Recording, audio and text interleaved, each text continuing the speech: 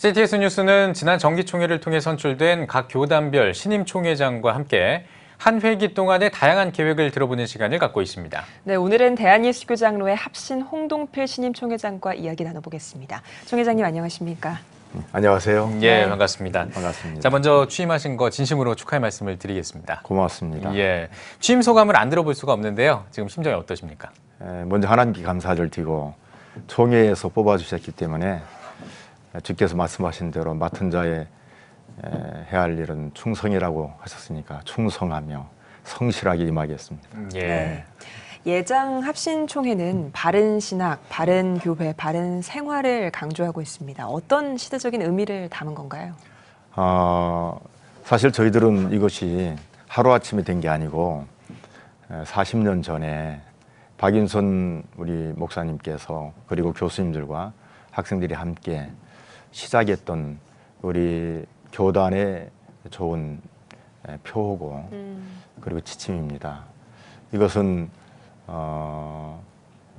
우리 학교와 교단이 나아가야 할 그런 정신, 그런 방향이라고 생각을 합니다. 보통 바르다 할 때는 무엇이 옳고 그르다 그런 의미로 생각들을 하는데 예. 그런 의미가 아니라 바른 신학이다 그럴 때는 정말 그 하나님을 경외하는 것, 그다음에 이제 바른 교회다 그 말은 이게 바른 교회다 그런 의미가 아니고 물론 그것도 함축할 수 있겠지만 그리스도를 중심한 그런 의미를 가지고 있고 바른 생활 그것은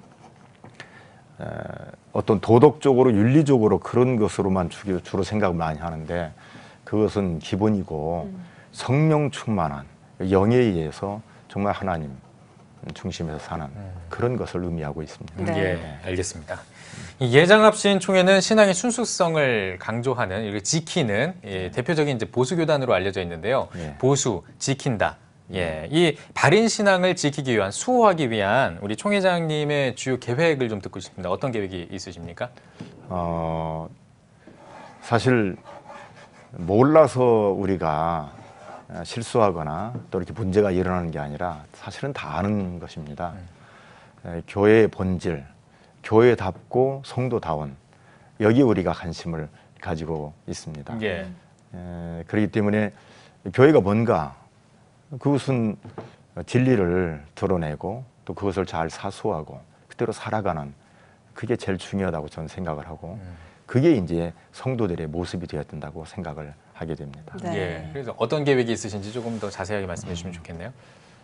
제일 중요한 것은 결국은 지금 현재 신학생들의 모습이 10년 후에 한국교회의 모습이 된다고 저는 생각을 해요. 예. 그렇기 때문에 신학교를 잘 보호하고 또 이렇게 잘 세워가야 되고 그다음에 제가 이제 4가지를 주로 이제 생각을 했는데 해외 선교사를 잘 배출하고 그다음에 그걸 지원을 해야 하고 그다음에 국내 개척이 너무 열악한데 국내 개척을 잘 또 세워가고 그다음에 협조를 해야 되고 그다음에 이제 아까 말씀드린 대로 신앙의 좋은 지표를 예. 꾸준히 잘 이어가는 것이 해야 할 일이라고 생각을 합니다. 네, 네. 알겠습니다. 최근 한국교회가 동성애 이단과 같은 반기독교 문화 때문에 어려움을 겪고 있습니다. 예. 이런 사회적인 분위기에 대해서 총회장님께 좀 2가지 정도를 여쭙고 싶은데 먼저 어떻게 좀 생각하시는지 그리고 총회 차원에서 어떤 대응책을 좀 마련하고 계신지 궁금합니다. 이것은 상식적으로 생각할 때도 동성애다. 동성애자를 우리가 미워한다든지 그런 건 아니에요. 그러나 일반적인 상식에 의해서도 남자와 남자가 결혼한다는 것은 용납이 안 되고 이해가 안 되잖아요. 그런 부분에서. 그렇기 때문에 또 성경이 우리에게 분명하게 지침을 주셨거든요. 한 남자와 한 여자가 결혼을 하고 가정을 이루고 살 수 있고 그 다음에 자녀를 낳아서 생육하고 번성해서 땅에 충만하고 그리고 모든 걸 정복하고 지배하라 그렇게 우리에게 가르쳐 주기 때문에 그것을 얘기를 하는 거지 동성애자에 대한 뭐 혐오감을 갖는다든지 미워한다든지 그런 건 없습니다. 예를 들어 말해서 누가 병이 들었어요. 근데 굉장히 위험한 병이거든요.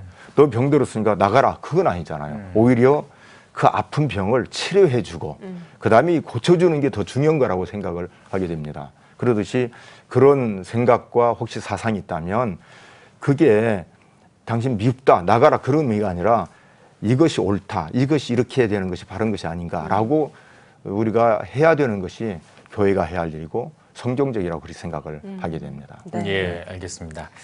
자, 지금 뭐 동성애 이야기를 해주셨어요. 그 어떤 지금 생각을 가지고 계신지 말씀해 주셨고, 이번에는 한국 교회가 가지고 있는 산적한 문제입니다. 정말 이 굉장히 좀 심각한 문제 중에 하나인데 다음 세대가 감소한다는 문제입니다. 뭐 각 교단들도 여러 가지 이제 방책을 세우고 있고 뭐 계획을 가지고 있을 것 같은데 우리 합신에서는 또 어떤 또 전략을 가지고 계신지 궁금합니다. 사실은 어떤 한 부분이라기보다는 통합적이어야 하는가 생각을 하게 됩니다. 예. 옛날처럼 아이들을 많이 낳고 또 이렇게 그 자연스럽게 증가하는 그런 시대가 아닙니다. 예. 근데 일단 저는 아이들이 좋아요. 그리고 저희 교회에서는 이미 오래전부터 아이를 낳으면 출산 장려금을 하게 됩니다. 예. 보통 저희 교회는 애기 셋을 정도 낳는 게 일반적으로 이제 하고 있거든요. 그리고 또 그 아이들이 자라서 이렇게 자기 기능들을 하고 바르게 밝게 자라는 거 보면 너무 이뻐요. 예.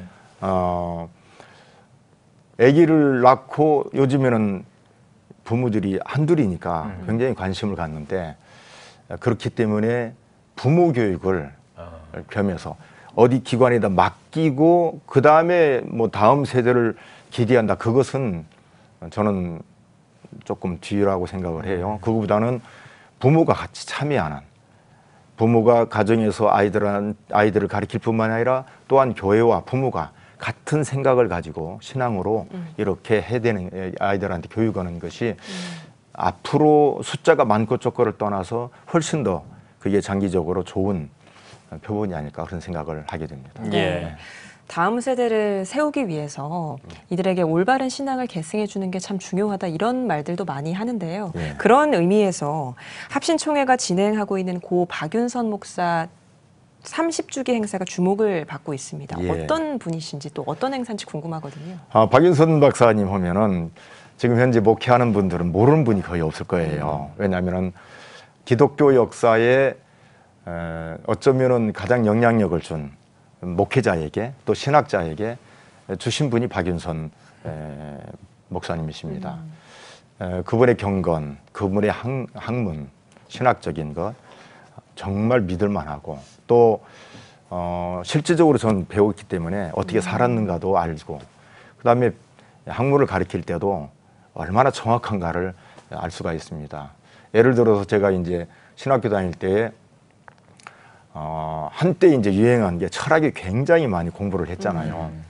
근데 이제 그 데카르트 같은 경우는 나는 생각한다, 고로네가 존재한다. 근데 그렇게 이제 아주 크게 이제 그 주장을 하고 그런데 젊은 사람들한테는 어필이 되지 않습니까? 아주 기가 막힌 그런 한 문장이고. 근데 이분이 이제 설명할 때에 내가 생각하니까 내가 존재한다. 그게 그렇게 인간이 생각하기 때문에 존재할 만큼 대단하냐? 거꾸로 역으로 질문을 해보니까 대단해요. 그 질문 자체가 나라와 지금 사고방식을 깨게 만든 거죠. 정말 이 신학이 정확하고 분명하게 성경적으로 기반이 된 그러한 목사님이시고 교수님이시고 또 목회자인데 그분이 이렇게 이런 분이니까 그분을 높이고 그런 의미로서 30주기를 하는 건 아니에요. 그 박윤선 목사님이 가지고 있던 생각과 사상이 과연 세월이 많이 흘렀는데도 불구하고 그럼에도 불구하고 그분이 주장했던 것이 오늘 이 시대에도 맞은지 아니면 똑같이 효력을 발휘하는지 정말 그게 훌륭한지 그걸 재조명하고 그리고 함께 이것을 살펴보는 것이지 그분을 높인다든지 그분을 막 어떤 한 개인을 드높이는 그런 방면으로서 30주년을 한다든지 그건 아닙니다. 그분이 가지고 있는 그런 신학과 그런 사상이 오늘 이 시대에도 시간이 많이 흘렀음에도 불구하고 그게 유효한지 역시 정말 옳은지 그러면서 살펴보는 거고 정말 이 부분이 이렇게 훌륭하구나. 그렇다면 그런 사상과 그다음에 신학을 우리 함께 이렇게 오늘 이 시대 젊은 사람들도 알아야 되고 같이 가야 할 일이 아닌가. 예. 그런 면에서 30주년이 대단히 중요하다고 생각을 합니다. 네. 이렇게 좀 묻혀져 있던 이런 분들의 어떤 그 업적이라든지 이런 것들을 또 이렇게 밝혀주시면 또 많은 젊은 분들도 이 듣고 또 많이 이렇게 감화가 돼서 더 이제 신앙생활할 때도 도움이 되지 않을까 이런 생각이 드네요. 열람된 질문이죠. 예. 두 분 사실 잘 모르잖아요. 예, 사실은 이 오늘 그 대담을 준비하면서 이제 접하게 됐습니다. 그렇죠. 예, 예. 제가 젊은 사람 대다수 모르거든요. 예, 예. 왜냐하면 이제 벌써 오래된 분이니까 금방 잊혀지거든요. 예, 예. 그렇기 때문에 그분이 가지고 있던 이런 사상과 삶, 그다음에 신학이 오늘 이 시대 시간이 많이 흘렀는데도 불구하고 유효한지 이것은 네. 굉장히 중요하다고 생각을 네. 합니다. 네, 예. 알겠습니다. 자, 그리고 이번 총회에서 또 작은 교회 활성화와 관련된 헌의안이 논의됐다고 들었습니다. 이 작은 교회를 어떻게 활성화할 수 있을 거라고 생각하십니까?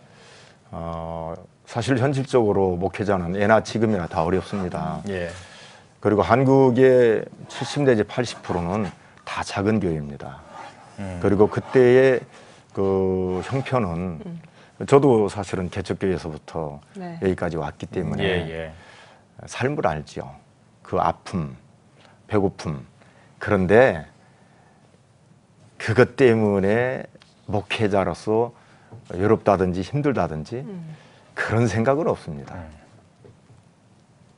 만약에 그게 있다면 못 오지요. 왜냐하면 만약에 목회에 배고프고 뭐 가난하고 또 이렇게 몇 사람 되지 않고 그러기 때문에 이것 때문에 신앙이 목회에 흔들린다든지 그런 생각은 없고 목회자로서 불러주신 것만 해도 감사하고 그다음에 몇 사람 안 되지만 목회한다는 게 너무 고맙잖아요. 예. 그것을 함께 공유하고 또 힘이 되고 격려하고 그다음에 이제 노예라든지 지역에서 물질적으로도 이렇게 협력할 수 있도록 예. 그런 것이 우리가 해야 할 일이라고 생각을 하게 됩니다. 네, 알겠습니다. 자, 이번에는 조금 그 시야를 좀 넓혀보겠습니다. 올해는 참 이 남북 관계에 있어서도 참 많은 변화가 있었던 네. 한 해였습니다. 그렇죠. 예, 올해 초부터 이제 갑자기 훈풍 분위기가 막 불어오더니 남북 정상회담도 있었고요. 북미 예. 정상회담도 있었고 지금 이제 뭐 폼페이오 장관이 또 평양에 간다 뭐 이런 이야기도 예. 나오고 있는 평화 분위기가 지속되고 있는데 또 내년이 되면 또 3.1운동 100주년이 그렇죠. 되는 해이기도 하고 정말 중요한 이런 변환점 그리고 중요한 시기를 또 맞이하는 지금 우리가 이 시기에 지금 살고 있는데요. 예. 이런 시기에 합신총회는 어떤 계획을 가지고 있고 또 비전을 어떻게 가지고 계신지 좀 궁금하거든요. 이건 사실 합신총회뿐만이 아니라 예. 우리 한국에 있는 모든 교단, 모든 교회가 통일에 대해서는 기도를 지금까지 해왔죠. 예. 그리고 그게 이제 현실적으로 이루어지는 시점이기 때문에 감격이죠. 예. 너무 감사하고 기도가 이제 열매가 맺혀가는 것이고 그리고 이렇게 열려지고 그런다면 적극적으로 우리가 참여를 해야 되겠죠. 저희 교회 같은 예. 경우도 그렇고 일반적인 교회도 다 많이 그 부분에 있어서는 준비들 많이 했으라고 생각을 합니다. 그럼 합신만의 계획이라면 어떤 게 좀 있을까? 어떤 대회를 연다든지 뭐 이런 게 좀 있지 않겠습니까? 우선 우리가 가져야 할 것은 합신에서 뿐만이 아니라 꼭 개교단보다는 사실 함께 이렇게 예. 범교단적으로 함께하는 것이 더 효과가 아닌가 아. 생각을 하게 됩니다. 네. 합신만의 그런 게 아니라 이제 다 같이 연합해서 그렇죠. 해야 된다. 그게 예. 오히려 훨씬 더 아름다운 모습이 아닐까 네. 생각을 알겠습니다. 하게 됩니다. 예. 네. 세계 선교에 대해서도 좀 여쭙고 싶은데요. 예. 예장 합신총회 세계 선교 현황은 좀 어떻게 이루어지고 있는지. 궁금합니다. 저희는 사실 어떻게 보면은 한 1000여 개밖에 안 되는 그런 자그마한 교단이거든요. 근데 처음 시작할 때부터 교수님들이 가르치신 정신이 열방을 향해서 나가서 선교하고 그 다음에 이제 지방과 시골 그런 데 가서도 교회를 개척하고 그 다음에 정말 영혼을 향해서 갈 수 있도록 그렇게 해서 수없이 많이 나갔습니다. 저희 때만 해도 저희 친구들이 정말 많이 나갔거든요. 선교에. 숫자에 비해서는 저희 파송이 굉장히 많습니다. 보통 우리가 1년에 그 신학교에서 배출되는 학생들이 한 70명밖에 안 돼요. 네. 근데 현재 선교지에 나간 사람들은 420명 되거든요.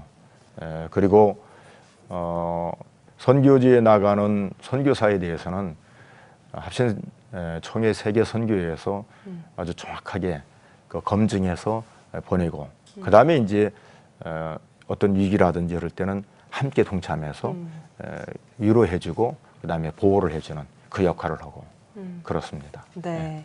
한국교회 중요한 과제 중 하나가 연합이기도 하거든요. 예.